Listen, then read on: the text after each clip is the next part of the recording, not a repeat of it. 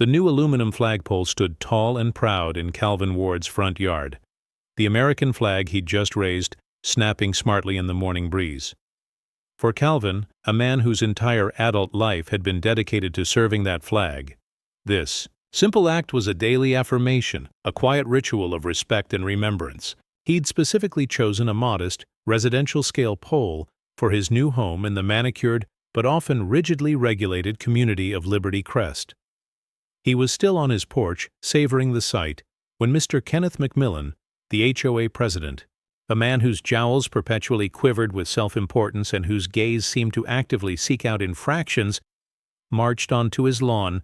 McMillan was flanked by two surly-looking men in HOA-branded windbreakers, one carrying a toolbox, the other a portable loudspeaker. "Ward, what in blue blazes is that monstrosity?" McMillan's voice, amplified by years of barking orders at HOA meetings, cut through the quiet morning. He jabbed an angry finger at the flagpole. "That is an unapproved, oversized, and frankly gaudy, metallic obstruction. It violates Liberty Crest's Aesthetic Harmony Covenant, Article 9, Section 2, regarding excessive vertical structures and displays of a potentially ostentatious or divisive nature." Calvin, a man whose composure had been tested on battlefields, most people couldn't even imagine, turned slowly. "Good morning, Mr. McMillan. That is a standard American flagpole, flying the flag of our country. It is well within regulation height for residential display, and I ensured it was installed to all safety codes."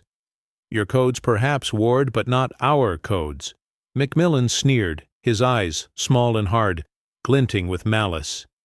"This isn't some military base or a political rally. This is Liberty Crest, a neighborhood of understated elegance and uniformity. This showboating with your oversized flag and your industrial-looking pole is an insult to your neighbors. It's coming down right now." He snapped his fingers at his two enforcers. "Jenkins, Peterson, dismantle that public nuisance." Before Calvin could react, Jenkins, the man with the toolbox, unceremoniously produced a heavy wrench and began to attack the bolts securing the flagpole to its concrete base. Peterson, meanwhile, switched on the loudspeaker. "Stop this immediately." Calvin's voice, though not raised, dropped to a register that vibrated with barely suppressed fury, a voice that had once commanded battalions. "You are on my private property. You are illegally dismantling a structure used for the display of the United States flag.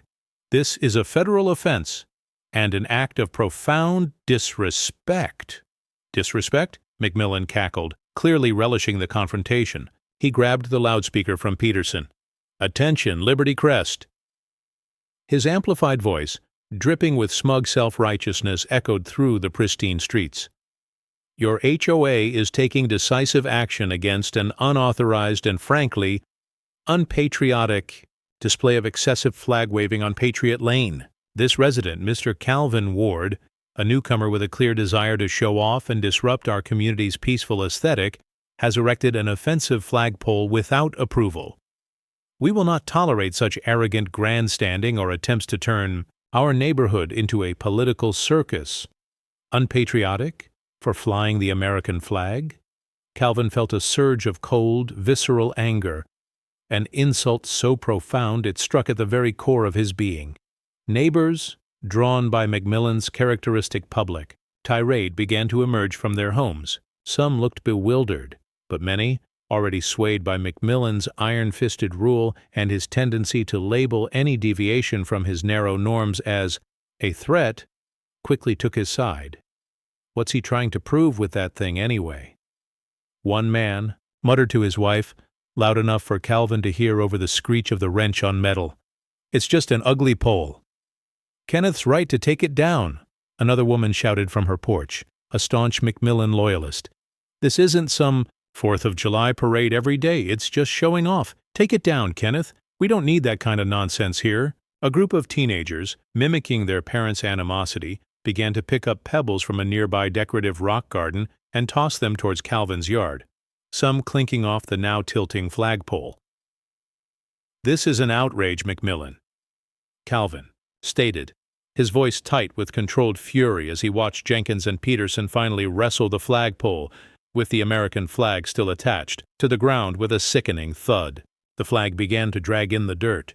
"You have not only destroyed my property, but you have allowed the flag of this nation to be desecrated through your ignorance and malice." He moved swiftly to retrieve the flag, carefully gathering its folds. To prevent further soiling, his movements precise and filled with a pained reverence. "Oh, spare me your sanctimonious lectures, Ward," Macmillan sneered. His other associate, a woman named Doris who served as the HOA's unofficial videographer, was gleefully filming the entire scene on her smartphone, making sure to get close-ups of Calvin's angry face and the fallen flagpole. "You're the one disrespecting this community with your defiant attitude and your ugly, oversized junk. We have it all on camera, your non-compliance, your aggressive shouting. This will be perfect for the HOA newsletter and our lawsuit against you." He then produced a pre-printed HOA violation notice. "And speaking of consequences, Mr. Ward, for the unauthorized installation of a non-compliant vertical structure, for the blatant disregard of HOA directives, and for the cost of this community service of removing your offensive flagpole, you are hereby fined $500. And be warned," he added, his voice dripping with venom, "if you attempt to re-erect this or any other unapproved eyesore, the fines will be in the thousands, and we will pursue your eviction for being a persistent nuisance and an uncooperative element in our harmonious community. $500. Eviction for flying the American flag with honor on his own property." Calvin, a man who had received the Medal of Honor for gallantry in action, who had pledged his life to defend the very symbol now lying dishonored on his lawn, was being treated like a common troublemaker, a pariah, by a petty tyrant whose understanding of patriotism was as shallow as his soul. The video, titled "Liberty Crest HOA Upholds Patriotic Standards, Defiant Residents' Illegal Flagpole Removed," was, of course, online within the hour. It was a masterpiece of manipulative editing, portraying Calvin as an aggressive, unreasonable agitator, and Kenneth Macmillan as the calm, courageous defender of neighborhood values and true patriotism. The comments section was a predictable inferno of racist innuendo, accusations of stolen valor, ironically directed at one of the nation's most decorated heroes, and fervent support for Macmillan's strong, decisive leadership. General Calvin Ward, his heart aching with a profound sense of outrage and betrayal, stood in his yard, the carefully folded, dirt-stained American flag held protectively in his arms. His flagpole lay broken, his character had been assassinated, his home, his sanctuary, had been violated. The injustice was a raw, burning wound, but as he looked at Kenneth Macmillan's smug, triumphant face, a different kind of strategic fire began to ignite within him, the cold, unyielding resolve of a soldier who, when faced with an unconscionable enemy and an attack on all he held sacred, begins to meticulously plan a counteroffensive of overwhelming and undeniable force. Kenneth Macmillan thought he had won a battle over a piece of metal.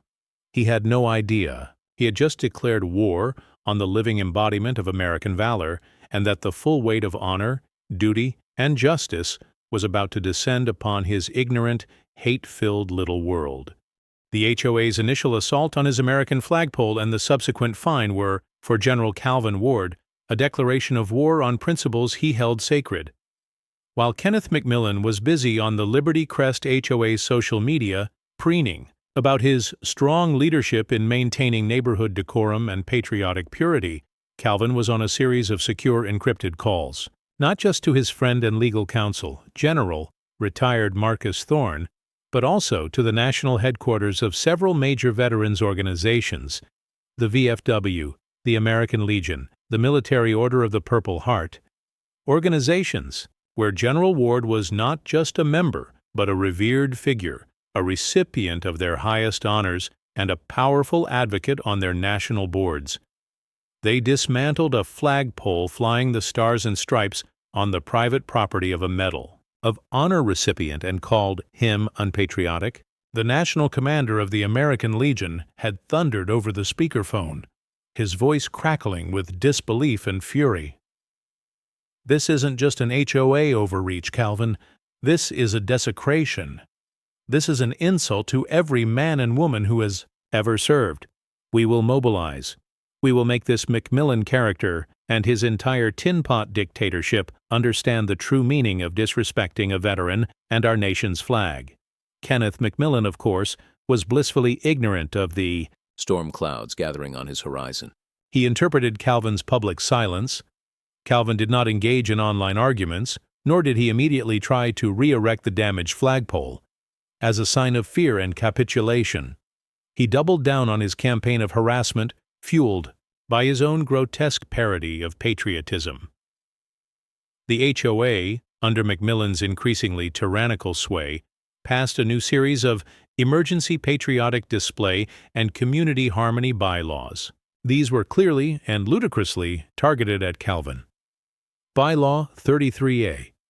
Any flagpole exceeding 8 feet in height or displaying any flag larger than 3 feet by 5 feet is deemed an excessive and potentially intimidating display of nationalistic fervor, disruptive to community peace, and is subject to immediate removal and a $250 daily fine.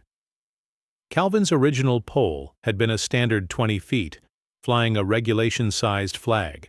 Bylaw 34B, all outdoor displays, including but not limited to flags, banners, or commemorative symbols, must receive prior written approval from the HOA Patriotic Aesthetics Review Board, chaired by Kenneth McMillan, naturally, to ensure they reflect understated, historically accurate, and universally uplifting themes, free from any potentially divisive or morbid connotations. This was aimed at preventing Calvin from erecting any kind of memorial, should he even think of it. The online slander campaign escalated into outright character assassination. McMillan, using various anonymous accounts, began seeding rumors on local forums and even trying to tip off fringe media outlets that Calvin Ward was a dangerous military extremist, a potential leader of a local militia, or a fraud who probably bought his medals online. He posted concerned citizen questions like, "If this Mr. Ward is such a hero, why isn't he loudly proclaiming his service at every HOA meeting? Real heroes are humble, not show-offs with giant flagpoles." The irony, of course, was that Calvin's quiet dignity and reluctance to flaunt his truly extraordinary record were being twisted into evidence against him. How could a community so readily swallow such poisonous, illogical bait, all because one man's symbol of quiet remembrance didn't fit their HOA president's narrow, controlling vision?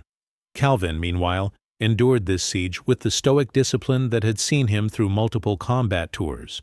His home, which he had hoped would be a peaceful sanctuary for his retirement, now felt like an occupied territory. But he was a strategist. He was also meticulously documenting every new bylaw, every slanderous post, every whispered threat from a neighbor who had bought into McMillan's lies.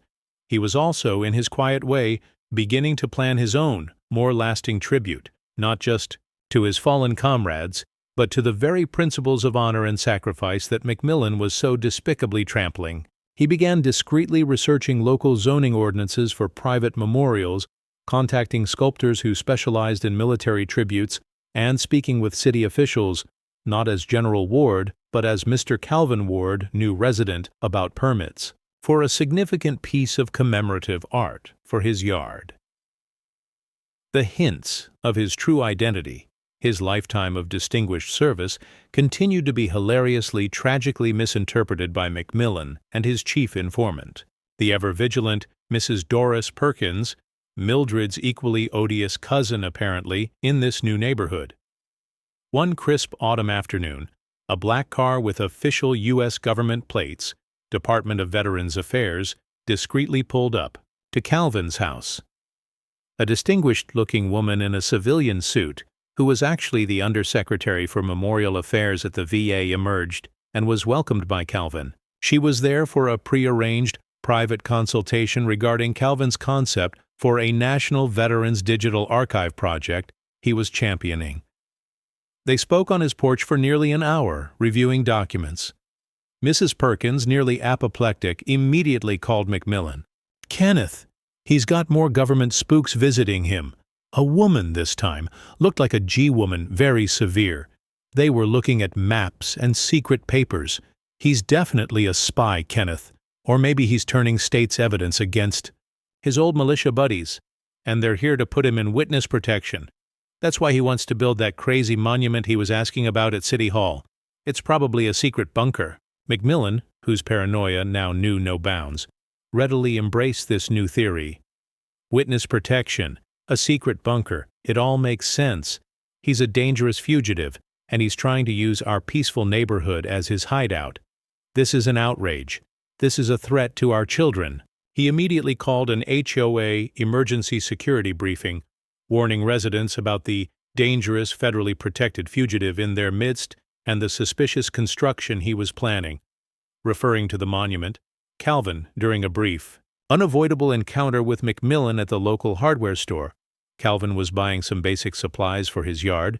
McMillan was buying more no trespassing signs for the HOA common areas. Tried, with the patience of Job, to reason with him.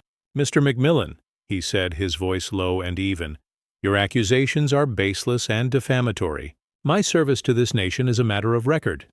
The display of the American flag is a right, not a privilege to be dictated by your arbitrary rules. And the memorial I am planning for my yard is a private tribute to fallen heroes, fully compliant with all city ordinances. Your continued harassment is unlawful and deeply offensive." McMillan just stared at him, his eyes narrowed with hatred and suspicion. "Don't you lecture me about law and offensiveness, Ward," he spat. "You and your service record, if it even exists, mean nothing here. This is my community and my rules, and that ridiculous flagpole of yours is staying down, and any other ugly war junk you try to put up will meet the same fate. You're the offensive one, Ward. You and your arrogant, unneighborly ways." The sheer, unadulterated disrespect for everything Calvin held sacred, his service, his comrades, his flag, the very concept of honor, was almost more than he could bear. But he held his composure. He knew the battle would not be won in the aisles of a hardware store. The Oak Haven Meadows HOA, under McMillan's fanatical direction, officially filed its lawsuit in county court. It was a rambling, incoherent document accusing Calvin of flagrant bylaw violations, creating a visually offensive and emotionally distressing yard environment, persistent unpatriotic showboating, and potential conspiracy with unknown outside entities to undermine community harmony. It demanded the original $500 fine, plus thousands more in newly invented penalties for flagpole recidivism, unapproved patriotic fervor, and failure to submit to HOA aesthetic re-education. It also sought a permanent injunction preventing Calvin from ever displaying an American flag or any military-themed paraphernalia on his property again, and of course, his eviction. Kenneth McMillan was ecstatic. He felt he had finally cornered the flagpole fanatic. He decided to use the upcoming local Veterans Day commemoration ceremony, held annually at the town square, as the stage for his ultimate triumph. He, as HOA president of the most patriotic neighborhood in the county, as he now called Liberty Crest, had wangled himself a speaking slot. He planned to deliver a stirring speech about true community patriotism and respect for appropriate displays of national pride, subtly, or not so subtly, denouncing certain individuals who misused patriotic symbols for personal grandstanding. He even arranged for the local cable access channel to film his speech. He envisioned himself as a local hero, a defender of real American values.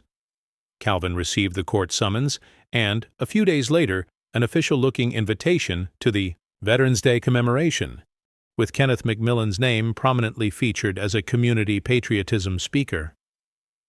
A slow, cold smile touched Calvin's lips. McMillan was planning to use a solemn tribute to veterans as a platform to attack him. The irony was as bitter as gall, but the opportunity was pure gold.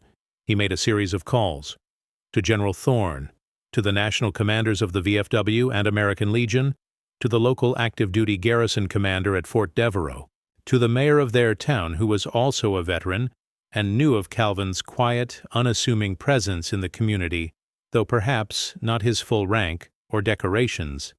"Gentlemen," Calvin said to each, "it appears Mr. Kenneth McMillan of the Liberty Crest HOA intends to deliver a rather pointed speech on patriotism at the upcoming Veterans Day ceremony. A speech I believe may inadvertently touch upon my own humble efforts to display our nation's flag and his HOA's rather enthusiastic response." He paused. "I will be attending the ceremony, in my official capacity, so to speak. I thought perhaps some of you and some of your members might also find it an edifying event to witness. For the sake of community understanding, of course." Kenneth McMillan was preparing for a speech. General Calvin Ward, Medal of Honor recipient, was preparing for a full dress inspection of McMillan's character, with the entire town and a legion of veterans as his honor guard. The battle for Patriot Lane was about to escalate to a whole new theater of operations. The annual Liberty Crest Veterans Day commemoration ceremony in the town square was usually a solemn, respectful affair. Today, however, an undercurrent of smug anticipation emanated from Kenneth McMillan and his HOA contingent. McMillan, preening in a slightly too loud patriotic tie, had just delivered a rambling, self-congratulatory speech on the importance of HOA-approved patriotism and community aesthetic standards, subtly, and sometimes not so subtly, denigrating certain individuals who believe their personal, gaudy displays supersede true community values and respect for our town's visual harmony. He clearly felt he was the star of the show.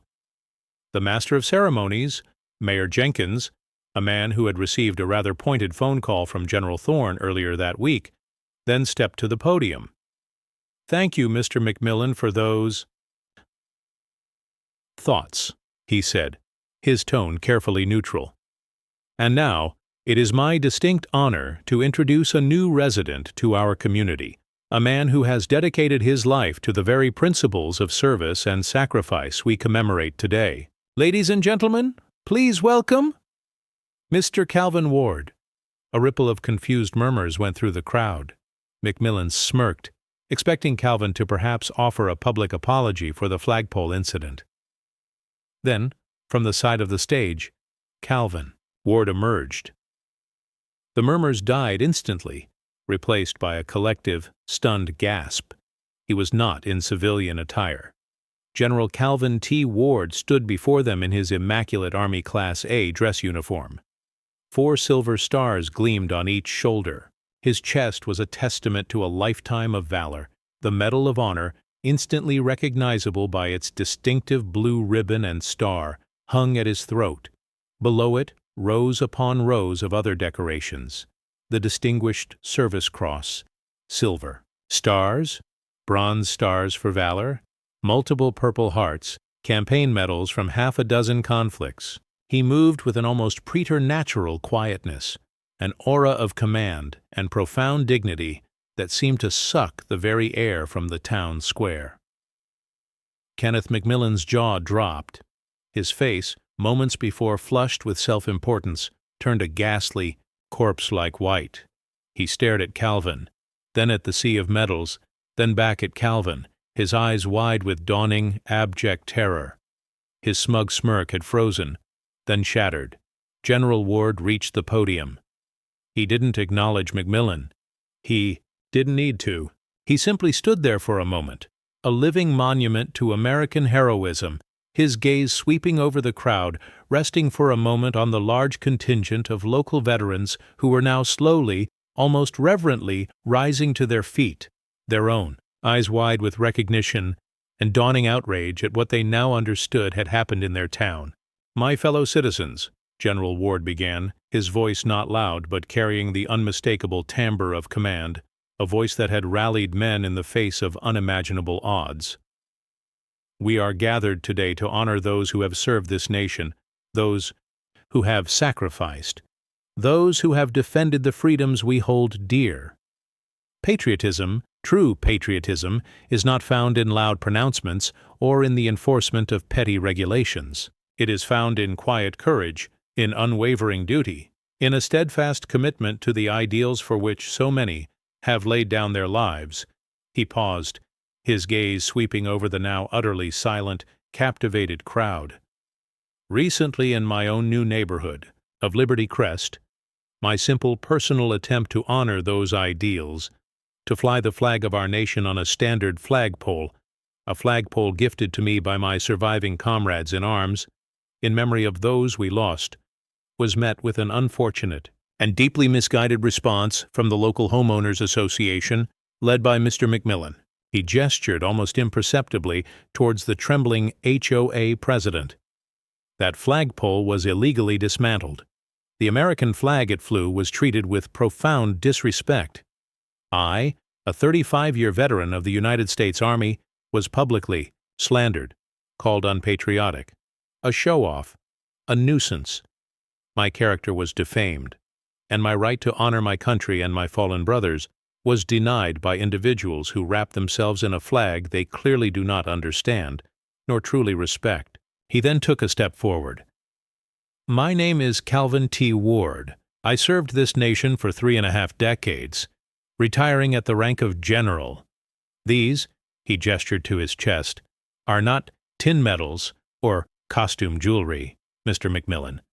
They are tangible testaments to the sacrifices made by American soldiers, sailors, airmen, and Marines.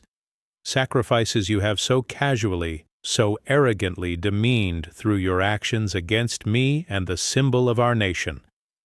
A roar of approval, mixed with angry shouts directed at McMillan, erupted from the veterans in the crowd. Mayor Jenkins quickly stepped forward, trying to maintain order, but the tide had turned. Kenneth McMillan looked like he wanted the earth to swallow him. His face was ashen, his body shaking. General Ward raised a hand, and a semblance of quiet returned. But disrespect and ignorance will not triumph over honor and remembrance, he stated, his voice ringing with conviction. Therefore, I am pleased to announce today that, with the full approval and enthusiastic support of Mayor Jenkins and the City Council, I will be commissioning and erecting a permanent, beautifully sculpted Veterans Honor Monument on my property in Liberty Crest. It will be a dignified tribute to all who have served, from all branches, in all conflicts. It will be a place for quiet reflection, for education, and for ensuring that the sacrifices of our veterans are never forgotten, never trivialized, never again subjected to the petty tyranny of misguided individuals.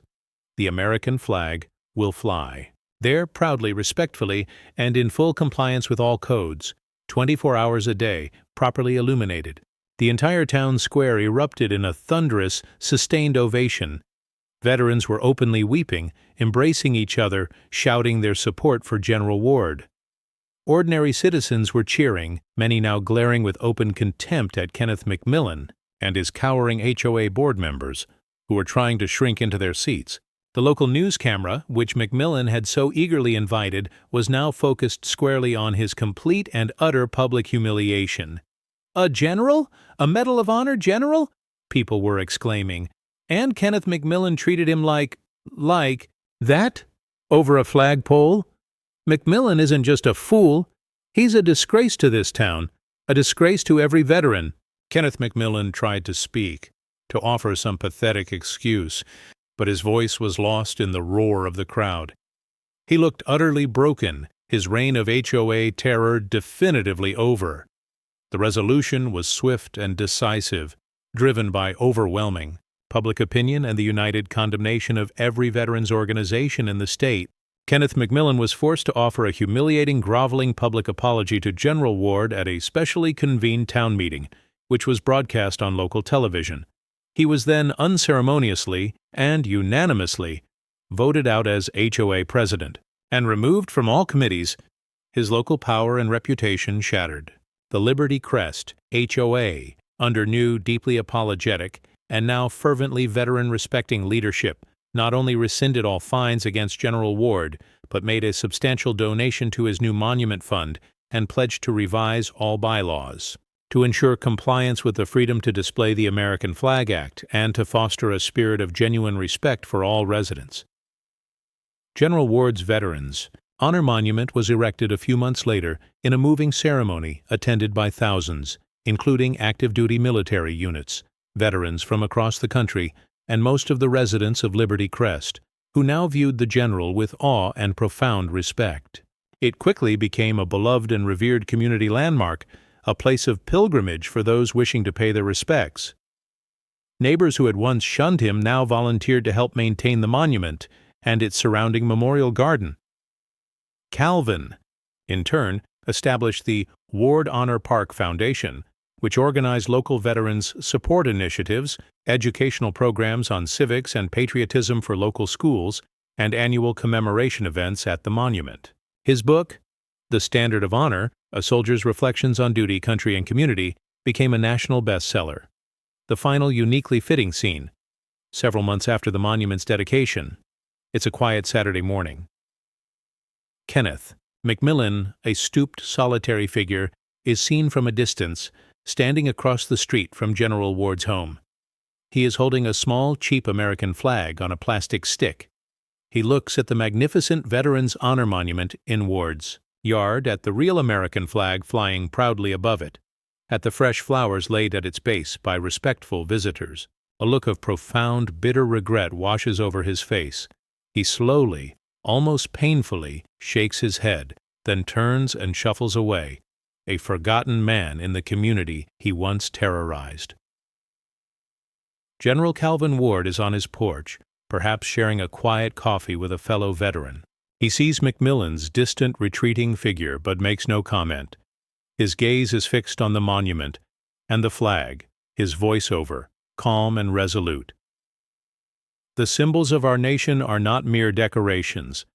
They are reminders of the blood, courage, and sacrifice that have preserved our freedoms. To dishonor them, or those who have defended them, is to dishonor ourselves. True patriotism isn't about enforcing conformity. It's about upholding the ideals that make this country worth defending. You don't tear down expressions of honor. You build upon them with respect, with understanding, and with an unwavering commitment to justice. The camera focuses on the gleaming bronze plaque at the base of the Veterans Honor Monument.